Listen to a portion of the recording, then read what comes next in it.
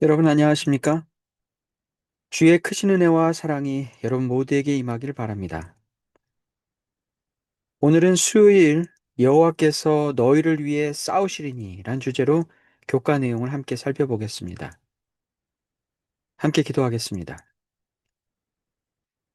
아버지 하나님, 이 아침에 또 하루를 허락하시고 주를 따르는 자로 살게 하시니 감사합니다. 오늘 하루 하나님을 더욱 믿고 순종하며 살기 원합니다. 우리에게 믿음을 주셔서 어려움과 문제 앞에 서게 될 때에 걱정과 근심보다는 하나님의 일하심을 구하며 믿음으로 평안을 잃지 않게 하여 주시옵소서. 우리를 위해 오늘도 싸우실 주님을 기대하며 믿음으로 승리하는 우리가 되게 하여 주시옵소서.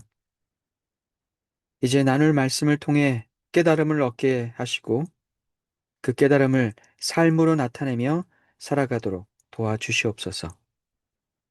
예수 그리스도의 이름으로 기도합니다. 아멘.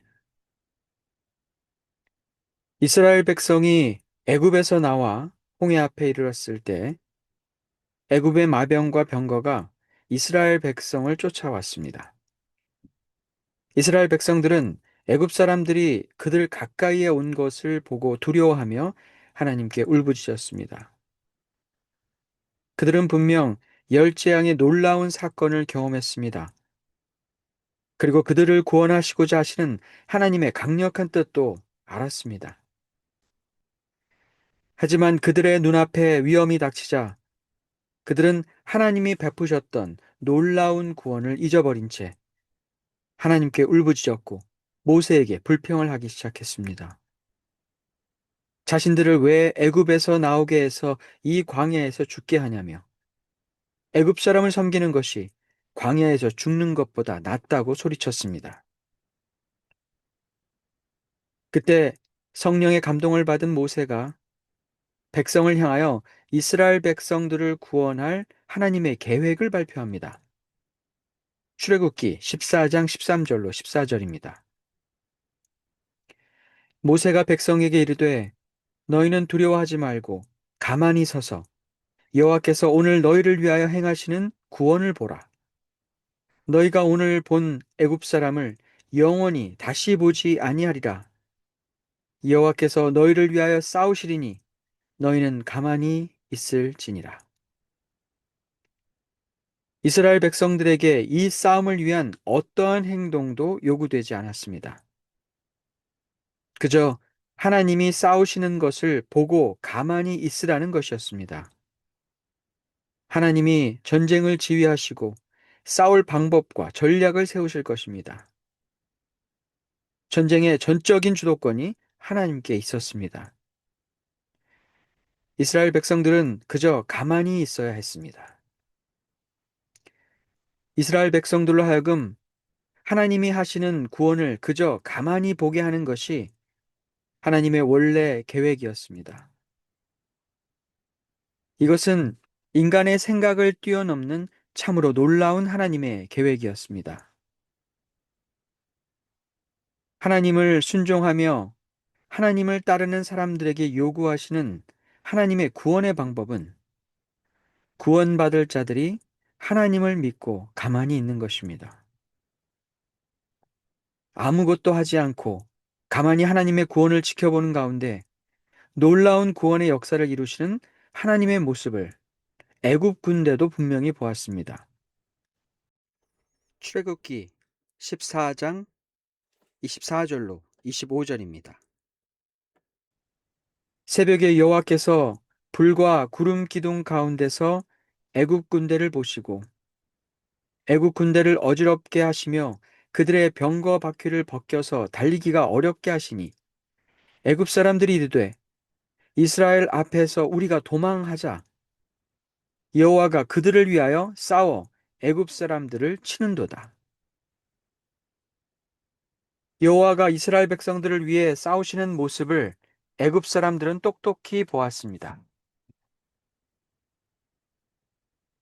인간의 말로 설명할 수 없는 일이 일어나고 사람의 힘으로는 도저히 이룰 수 없는 일이 눈앞에서 펼쳐질 때 애굽 사람들은 하나님이 당신의 백성들을 지키시기 위해 일하고 계심을 분명히 깨달았습니다. 당신의 백성들을 구원하시는 하나님 앞에서 대적자들이 할 수 있는 일은 아무것도 없었습니다. 그들이 할 수 있는 유일한 일은 하나님이 지키시는 백성들 앞에서 도망가는 것밖에 없었습니다. 우리의 원수가 우리 앞에서 도망가게 하는 방법은 일하시는 하나님을 믿고 가만히 있는 것입니다. 하지만 위험과 어려움 앞에서 늘 초조하고 불안하며 입으로 행동으로 우리의 걱정과 근심을 표현하는 것이 우리의 현실입니다. 원치 않는 일이 우리 앞에 일어나거나 감당하기 어려운 문제를 만나게 되었을 때 우리는 그 일의 원인이 무엇인지 따지려 하고 그 책임을 누군가에 묻는 일에 온 힘을 기울입니다. 마치 이스라엘 백성들이 애굽 군대를 보자마자 모세가 자신들을 애굽에서 이끌고 나와서 이렇게 죽게 되었다고 불평하는 것처럼 우리도 역시 문제와 어려움 앞에서 무엇 때문에, 누구 때문에 이 문제가 발생하게 되었는지 알아내는 것이 구원의 방법이라고 착각합니다. 문제 앞에서 가만히 구원의 하나님을 바라보는 것은 현실에서 쉬운 일이 아닙니다. 그러나 믿는 자가 제일 먼저 해야 할 일입니다. 가만히 우리의 상황을 더 잘하시는 하나님을 바라보는 것이 가장 쉬운 일처럼 보이지만 가장 어려운 일이기도 합니다. 어떠한 상황에서도 구원은 분명 믿음으로 얻어집니다. 순종과 믿음을 가진 하나님의 백성들을 하나님은 구원하실 것입니다. 내가 무엇을 했고 무엇을 하고 있으며 무엇을 해야 하는지는 두 번째 문제입니다. 먼저 하나님을 믿고 의지하며 잠시라도 평정을 찾고 하나님을 바라보는 것이 필요합니다. 모세는 하나님이 이루시는 구원의 여정을 함께했던 1세대가 다 죽은 후에 가나안으로 들어갈 다음 세대를 위해 교훈하면서 그들의 구원이 하나님으로부터 어떻게 이루어질 것인지 교훈했습니다. 신명기 7장 18절로 19절입니다.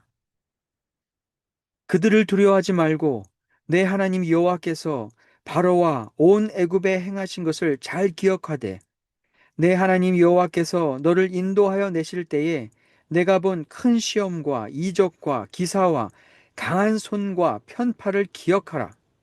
내 하나님 여호와께서 내가 두려워하는 모든 민족에게 그와 같이 행하실 것이요. 하나님이 위기의 순간 때마다 우리를 어떻게 구원하셨는지 우리는 너무 쉽게 잊어버립니다.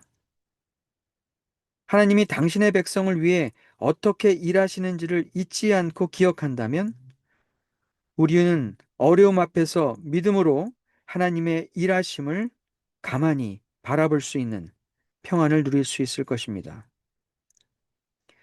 이스라엘 백성들이 출애굽 당시 애굽인들을 상대로 단 한 자루의 칼도 들 필요가 없었다는 사실을 가나안을 정복하던 백성들이 잊지 않았다면 그들은 싸울 필요 없이 가나안을 정복했을 것입니다. 그러나 그들은 하나님이 구원하시던 일을 잊어버렸고 하나님을 향한 믿음을 잃어버렸기 때문에 가나안 정복을 위해 전쟁의 현장에 서야 했습니다.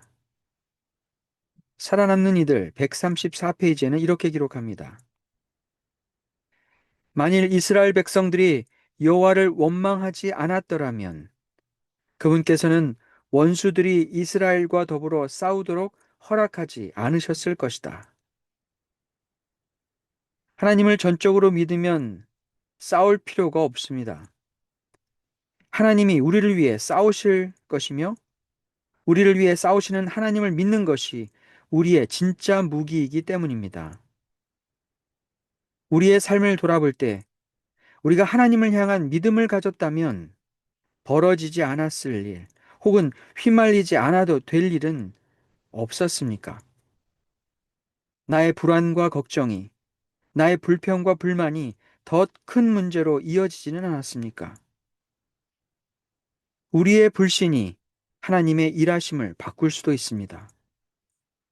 오늘 우리는 믿음으로 하나님을 바라보며 하나님이 우리를 위해 싸우시도록 하나님만을 의지할 것입니다. 우리가 싸우지 않고 이기는 방법이 하나님을 향한 믿음에 있습니다. 오늘 하나님이 여러분을 위해 싸우실 수 있도록 평안한 마음으로 주님만을 바라보시기 바랍니다.